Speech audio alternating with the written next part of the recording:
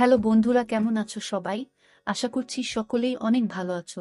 প্রিয় বন্ধুরা, আজকে তোমাদের জন্য নিয়ে এলাম আরও একটি নতুন গল্প। আশা করছি তোমাদের দাঁড়িয়ে যাবে, তাই ভিডিওটি শুরু থেকে শেষ পর্যন্ত দেখো। আজকেই আমার বিয়ে হয়েছে। বিদায়ের সময় মা আমাকে ডেকে বললেন, চামেলি, বাসর রাতের স্বামীকে তোর কাছে আসতে দিবি না, কারণ সে যদি তোর কাছে আসে তাহলে তাকে ডিভোর্স দিয়ে দেবে। তাই মনে রাখিস, তোর স্বামী যেন তোকে স্পর্শ করতে না পারে। আমি অবাক হয়ে মায়ের দিকে তাকালে মা বললেন, শোনো, আপাতত যতটা পারিস স্বামীর থেকে দূরে থাকবি। কিন্তু মা, সে কি মানবে? কতদিন অপেক্ষার পর মোহিত আমাকে পেয়েছে, তাই আমার কাছে না এসে সে কি মানবে? তারপর মা আমাকে এমন বাস্তবতা বললেন যে আমি কেঁপে উঠলাম। আমি বললাম, মা, তোমার আমাকে বিয়ে দেওয়া উচিত হয়নি। মোহিতের জীবন নষ্ট করার আগে তোমার একবার ভাবা উচিত ছিল। মোহিত যখন এই সত্যটা জানতে পারবে, তখন তার সমস্ত কিছু শেষ হয়ে যাবে। তুমি এটা ভালো করনি। আমার চোখে জল চলে এলো। মা, তুমি আমার কাছে এই সত্যটা কেন লুকিয়ে রেখেছিল? মা বললেন, মোহিতের জেদর কারণেই এই বিয়ে হয়েছে। আমি প্রথম প্রথম এই সম্বন্ধে না করেছিলাম, কিন্তু ওরা যখন মানল না, তখন আমিও ভাবলাম, যাক, তোরও সংসার হবে, হয়তো সময়ের সাথে সাথে তোর জীবনেও সুখের রঙে ভরে উঠবে। কতদিন তুই এ বাড়িতে এভাবে বসে থাকবি? এখন আমি কি করব? মন খারাপ করে শ্বশুর বাড়িতে গেলাম। এখানে এসে আমি সেটাই করলাম যেটা মা বলেছিল, আমার স্বামীকে কাছে আসতে দেইনি। বাসর রাতে সে ঘরে এসে বিছানায় বসে আমার সৌন্দর্যের প্রশংসা করল। তারপরে আমার হাত ছোঁয়ার সাথে সাথে আমি তাকে পিছনে ঠেলে দিলাম। মোহিত অবাক হয়ে আমাকে এর কারণ জিজ্ঞেস করলে আমি কাঁদতে শুরু করলাম, কিন্তু কারণ বললাম না। তারপর একদিন আমার স্বামী মোহিত আমার পুরো গোপন ব্যাপারটি জানতে পেরে গেল। আমি লজ্জায় কাউকে মুখ দেখাতে পারলাম না, কারণ আমার মধ্যে বউ হওয়ার। আমি মোহিতের রুমে বিছানায় বসে আছি, আর সে অবাক হয়ে আমার দিকে তাকিয়ে আছে। আমার খুব দুর্বল লাগছে। আমি বরফের মতো একদম জমে গেছি। আমি অনুভব করতে পারছি সামনে বসা আমার স্বামীর তীক্ষ্ণ নজর আমার শরীরের দিকে। সে বলতে লাগলো, কি ব্যাপার চামেলি, এই বিয়েতে কি তোমার মতো ছিল না? আমি চোখ তুলে তাকে দেখে অনেক কষ্টে চোখের জল ধরে রেখেছি। আমার ঠোঁট কাঁপছে।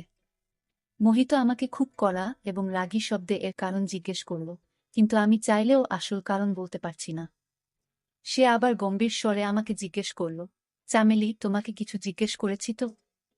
তার এমন শব্দে আমি আতঙ্কিত হয়ে জোরে জোরে কাঁদতে শুরু করি। কিন্তু আমার সামনের লোকটা বোধহয় প্রতিজ্ঞা করেছে যে সে উত্তর না পেলে আমাকে ছাড়বে না। মোহিত আবার উচ্চস্বরে বলল, তোমার কান্না থামাও, আর আমাকে প্রত্যাখ্যানের কারণ বলো। তুমি যদি ভাবো তোমার এই কান্না দেখে আমি গলে যাব আর আজ রাতে তোমার ধারে কাছে আসব না, তাহলে এই ভুল ধারণা তোমার মন থেকে বের করে নাও। এটা বলেই সে আমার কাপা হাতটা শক্ত করে চেপে ধরল।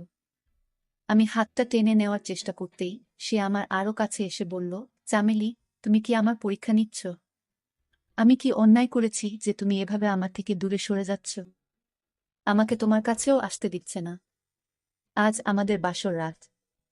বিয়ে নিয়ে ছেলে ও মেয়েদের মনে কত স্বপ্ন থাকে, আর তুমি আমাকে তোমার কাছে আসতেই দিচ্ছে না? অন্তত আমাকে এর কারণটা বলো, হয়তো আমি তোমার সমস্যার সমাধান করতে পারবো।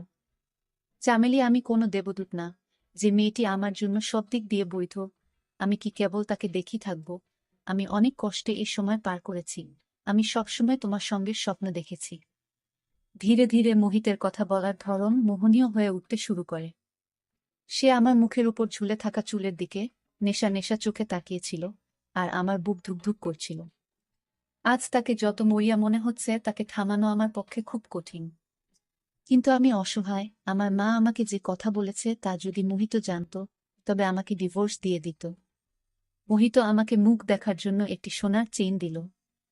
সেটা পরানোর সময় তার আঙ্গুলগুলি আমার ঘাড়ে ঘুরছিল, আর আমার সমস্ত শরীর জুড়ে শিহরণ সৃষ্টি হয়েছিল।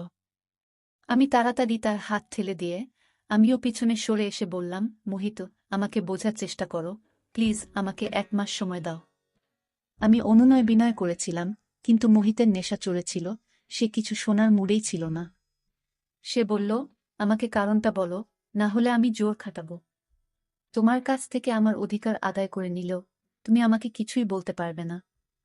সেও সম্ভবত প্রতিজ্ঞ করেছিল আমার কথা না শোনার, কিন্তু আমি জানতাম মোহিতের সাথে এই ঘনিষ্ঠতা আমার জন্য কি নতুন বিপদ নিয়ে আসতে চলেছে, কিন্তু আমি তাকে আটকাতেও পারছি না। যতই সে আমার কাছাকাছি আসছিল ততই আমার অবস্থা খারাপ হয়ে যাচ্ছিল। আমি এতটাই টেনশনে ছিলাম যে বিছানায় অজ্ঞান হয়ে পড়ে যাই। মোহিত চামেলি চামেলি ডাকছিল আর আমার হাত ধরে নাড়াচ্ছিল। হয়তো ওর ধারণা ছিল না যে আমি অজ্ঞান হয়ে যাব। হয়তো আমি অজ্ঞান হয়ে গেছি কারণ মায়ের সেই কথা আর তার উপর স্বামীর সেই দাবিগুলোর চাপ। আমি চাইলেও আমার স্বামীকে আমার কাছে আসতে দিতে পারিনি। এমন নয় যে আমার জীবনে অন্য কোনো পুরুষ ছিল। আমি মোহিতকে খুব পছন্দ করতাম। এটাও নয় যে অতীতে আমার সাথে এমন কোনো ঘটনা ঘটেছিল যে আমার গোপন রহস্য ফাঁস হয়ে যাওয়ার ভয় পাব। কিন্তু আমার যে সমস্যা সেটা কম মেয়েদেরই থাকে। যখন জ্ঞান ফিরল তখন আমি হাসপাতালের বেডে। শাশুড়ি ও মোহিত আমার কাছে চিন্তিত হয়ে দাঁড়িয়েছিল। শাশুড়ি আমাকে কেমন লাগছে জিজ্ঞেস করলেন। লেডি ডাক্তার বললেন, এখনই একেবারেই ঠিক আছে। আপনারা চাইলে এনাকে বাড়িতে নিয়ে যেতে পারেন। তারা কিছুক্ষণের মধ্যে আমাকে বাড়িতে নিয়ে এলো। শাশুড়ি আমাকে আমার ঘরে রেখে বিশ্রাম নিতে বললে আমি বিছানায় শুয়ে পড়লাম। বিয়ে বাড়ির কারণে বাড়িতে অনেক অতিথিরা উপস্থিত ছিলেন। আমি শুনতে পাচ্ছিলাম মোহিতের দাদা, ভাই, জামাইবাবুরা মোহিতের সাথে মজা করছে যে বাসর রাতেই তুমি তোমার বউয়ের সাথে এমন কি করলে যে বেচারা মেয়েটি একেবারে অজ্ঞান হয়ে গেল। একটি ফুলের মতো মেয়ে, তোমার ধীরে সুস্থে এগানো উচিত ছিল। কিন্তু তুমি তো ফুলটাকে দুমড়ে মুচড়ে দিয়েছ। তারা একটা মজা করার সুযোগ পেয়েছে, তাই তারা আর থামে। সবাই কি ভাবছিল জানি না, তবে আমি নিজেই লজ্জা পাচ্ছিলাম, কারণ আমার কারণে মোহিত সবার সামনে লজ্জিত হচ্ছিল। কেউ তাকে উপদেশ দিচ্ছিল 4 দিন ওই রুমের ধারে কাছেও যাবে না। কেউ আমার শাশুড়িকে বলছিল যে তুমি নিজের কাছে তোমার বৌমাকে রাখো, পাছে মোহিতের মুখ দেখে নতুন বউ আবার অজ্ঞান হয়ে যায়। হাসি মজার শব্দে আমি নিজের চোখেই ছোট হয়ে যাচ্ছি, কিন্তু আমিও অসহায়। আমি যদি আমার স্বামীকে আসল কারণটা বলি তাহলে সে আমাকে ডিভোর্স দিয়ে বাড়ি থেকে বের করে দেবে। আমি যদি কিছু নাও বলি তাহলেও আমাদের সম্পর্কের কয়েক মাসের মধ্যেই সে জানতে পারবে। কিছুদিন শাশুড়ি আমার কাছে আসতে থাকলেন। তিনি আমাকে খাবারও খাওয়াতেন। তিনি খুব নরম মনের এবং স্নেহময়ী মহিলা। ধীরে ধীরে সমস্ত অতিথিরিও চলে গেল, আমার শরীরও ঠিক হয়ে গেল। তাই আমি নিজেই রান্নাঘরের কাজ করতে থাকলাম, যদিও আমার শাশুড়ি আমাকে নিষেধ করেছিলেন। মোহিত খুব চুপচাপ থাকত এবং খাওয়ার সময় আমার দিকে অভিযোগের চোখে তাকিয়ে থাকত। শ্বশুর বাড়িতে শুধু মোহিত আর আমার শাশুড়ি থাকতেন। মোহিত আমার শাশুড়ির একমাত্র ছেলে। যদিও সব অতিথি চলে গেছে, কিন্তু শাশুড়ি তার বান্ধবী ও তার মেয়েকে জোট করে রেখে দিয়েছেন। শাশুড়ির বান্ধবীর মেয়ে আমার সমবয়সী, তার গ্রাজুয়েশনের পরীক্ষা হয়ে গেছে। তাই মা মেয়ে মাসখানেক এখানে থাকার প্ল্যান করেছিলেন। দিয়াও সুন্দরী, কিন্তু যে জিনিসটি আমাকে বিরক্ত করত তা হল সে মোহিতের সাথে খোলামেলাভাবে মিশত এবং মোহিতের সাথে হেসে হেসে কথা বলত। সেদিনও খাওয়ার টেবিলে বসে দিয়া কি কি নিয়ে কথা বলে যাচ্ছিল, কিন্তু মোহিত তার কথায় পাত্তা দিচ্ছিল না। তার চোখ আমার দিকে স্থির ছিল। সে মুখে কিছু বলছে না, কিন্তু তার চোখ আমাকে যা বলছে তা আমি জেনেও না জানার ভান করলাম। রাতে রান্নাঘরের কাজ করছিলাম, সবাই যে যার রুমে চলে গিয়েছে। কিছুর অনুভূতি হওয়ায় ঘাড় ঘুরিয়ে দেখলাম মোহিত আমার ঠিক পিছনে দাঁড়িয়ে। সে বলল, মাথা ব্যথায় আমার ঘুম আসছে না, 1 কাপ চা বানিয়ে দাও তো। ভাবলাম চায়ের কথা বলে বেরিয়ে যাবে। আমি চায়ের কেটলিটা গ্যাসের উপর রাখলাম। আমি রান্নাঘরে কাজ করার সময় রান্নাঘরের দরজায় ওড়না ঝুলিয়ে রাখতাম, কারণ এই সময় আমি রান্নাঘরে একাই থাকি আর বাড়িতে কোনো দেওর বা ভাসুরও ছিল না। কিন্তু মোহিত হঠাৎ এভাবে রান্নাঘরে এসে আমার কাছে দাঁড়াবে তা আমার ধারণা ছিল না। আমি যখন ওর দিকে মনোযোগ দিয়ে দেখলাম তখন আমার লজ্জা লাগতে লাগল। ও রান্নাঘরের দরজার কাছেই দাঁড়িয়ে, আর আমার ওড়নাটাও সেখানেই ঝুলছে। আমি ওড়না নিয়ে নিজের গায়ে দিতেও পারছি না। তাই যত তাড়াতাড়ি সম্ভব চা বানানোর চেষ্টা করলাম, কিন্তু আজ গ্যাসের চুলাটা খুব আস্তে জ্বলছে, হয়তো কোনো নোংরা আটকে গেছে। এত আস্তে জ্বললে চা তৈরি হতে 1-5-2-0 মিনিট লেগে যাবে, আর এভাবে 1-5-2-0 মিনিট দাঁড়ানো আমার পক্ষে কঠিন হয়ে যাচ্ছে। বারবার মোহিতের চোখে আমার চোখ পড়ছিল আর আমার হার্টবিট বেড়ে যাচ্ছিল। তারপর হঠাৎ মোহিত বলল, চামেলি, তোমার চুল খুব সুন্দর। আমি খেয়াল করলাম ও আমার দিকে আরেকটু এগিয়ে এসেছে। রান্নাঘরটা খুব ছোট, তাই ও আমার খুব কাছে চলে এসেছে। আমি খুব নার্ভাস ফিল করছি।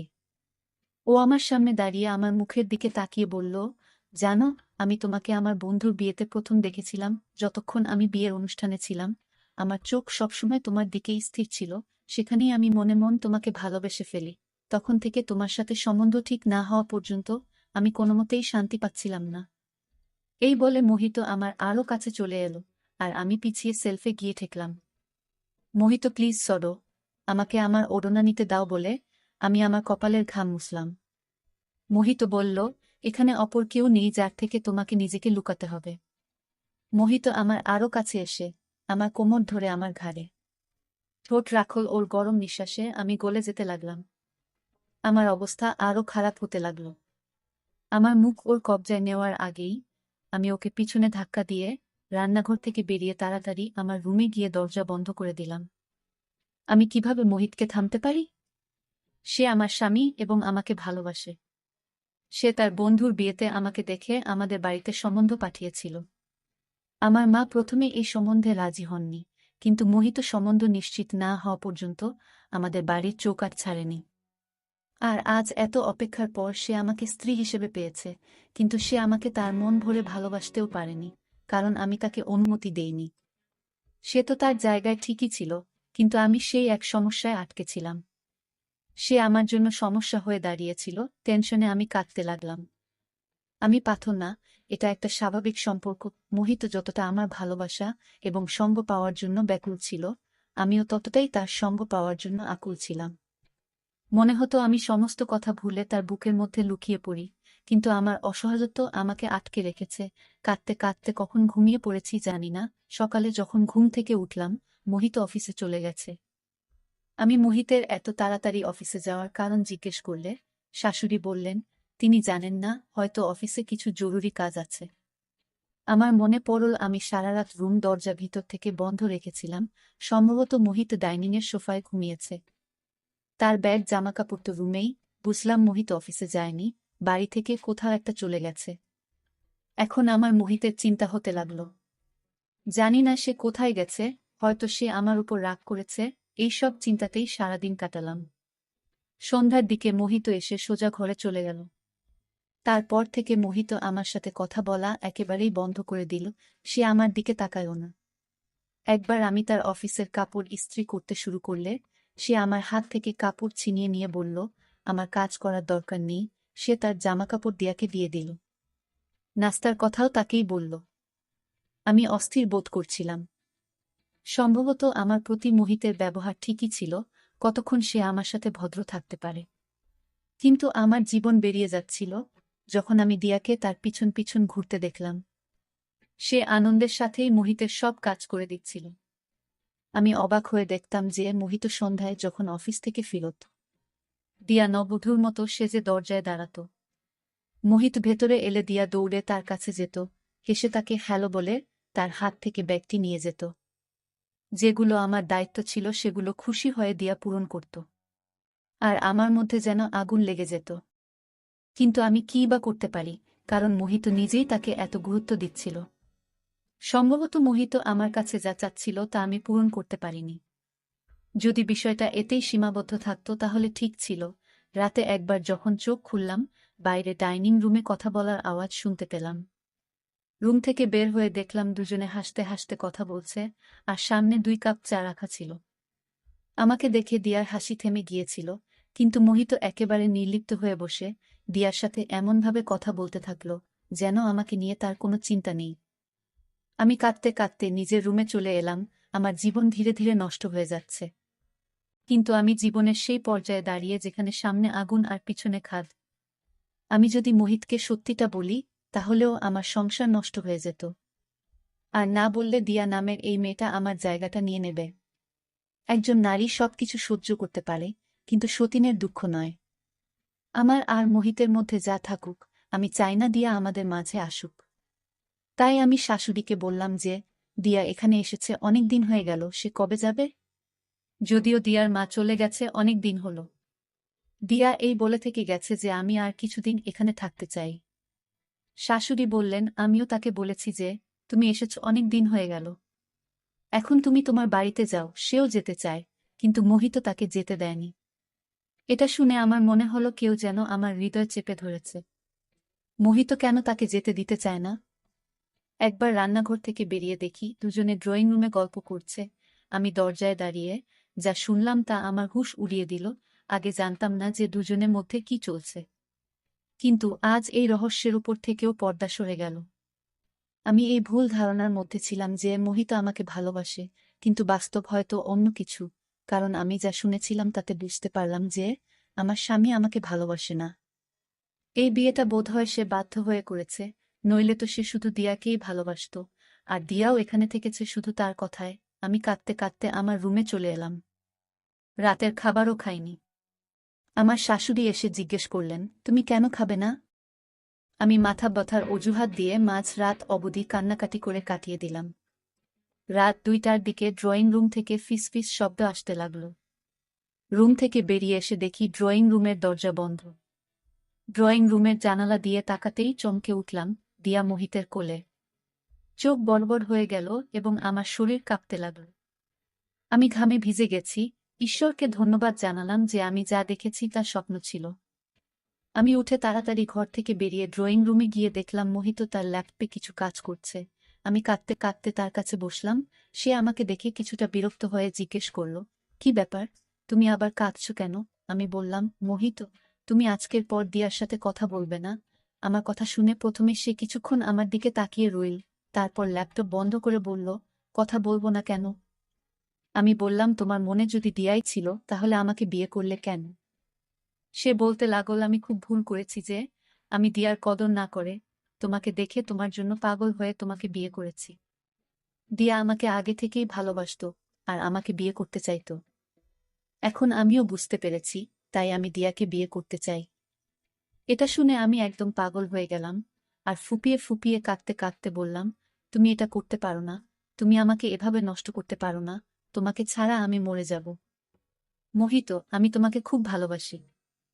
আমার কথা শুনে মোহিত আমার হাত ধরে রুমে নিয়ে এসে রুমের দরজা বন্ধ করে দিয়ে বলল, শুধু এইটুকুই আমি শুনতে চেয়েছিলাম।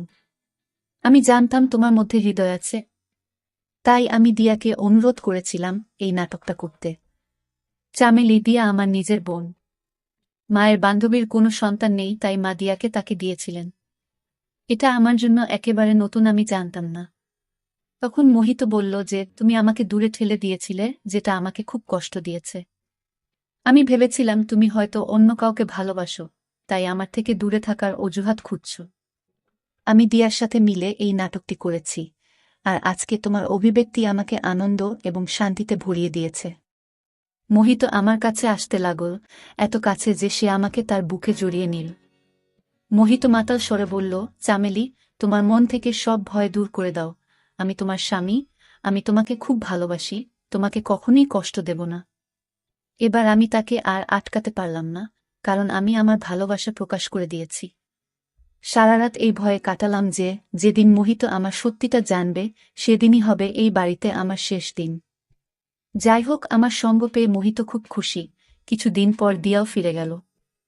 কিন্তু আমি সবসময় ভয়ে ভয়ে থাকতাম যে মোহিত যখন আমার সত্যটা জানতে পারবে তখন আমার কি হবে।